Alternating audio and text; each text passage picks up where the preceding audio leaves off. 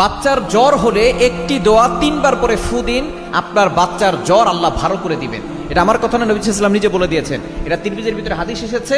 নবী সাল্লাল্লাহু তিরমিজির ভিতরে 2075 নম্বর হাদিসের ভিতরে আমাদেরকে জানিয়ে দিয়েছেন, যদি কারো বাচ্চা অসুস্থ হয়ে যায় তখন কিন্তু মা বাবার কোনো কিছুই ভালো লাগে না।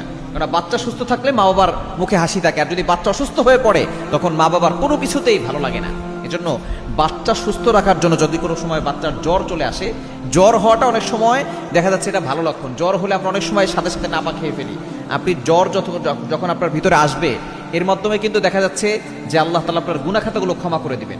তবে বাচ্চাদের জ্বর হলেই, অসুস্থ হলেই আপনি বেশি দিন অপেক্ষা করবেন না। আপনি এই দোয়াটা পরে 3 বার করে ফু দিয়ে দিবেন। এরপরে আপনি অবশ্যই ডক্টরের শরণাপন্ন হবেন, কারণ বাচ্চাদের যে কোনো সময় বড় ধরনের সমস্যা হয়ে যেতে পারে। এজন্য অবশ্যই সতর্ক থাকতে হবে। সতর্ক থাকা সুন্নাহ। এবং নবী সাল্লাল্লাহু নিজে বলে দিয়েছেন, তোমরা ওষুধ খাও, ওষুধ খাওয়া হচ্ছে সুন্নাহ। নবী সাল্লাল্লাহু নিজেও কিন্তু মেডিসিন, ওষুধ খেয়েছেন। এজন্য অবশ্যই আমাদেরকে সতর্ক থাকতে হবে। ওষুধও খাবেন, দোয়াও করবেন। যখন বাচ্চার জ্বর হবে একটি দোয়া পড়বেন। দোয়াটি হচ্ছে তিরমিজি শরীফের 2075 নম্বর হাদিস।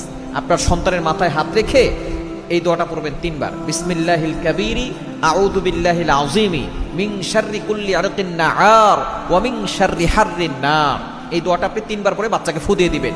নবী সাল্লাল্লাহু নিজে বলছে, যদি কারো জ্বর হয় এই দোয়া পড়ে ফু দেয়, তার জ্বর আল্লাহ তাআলা ভালো করে দিবেন। নবী সাল্লাল্লাহু হাদিস। যদি বড় কারো জ্বর হয়, আপনি বড় কারো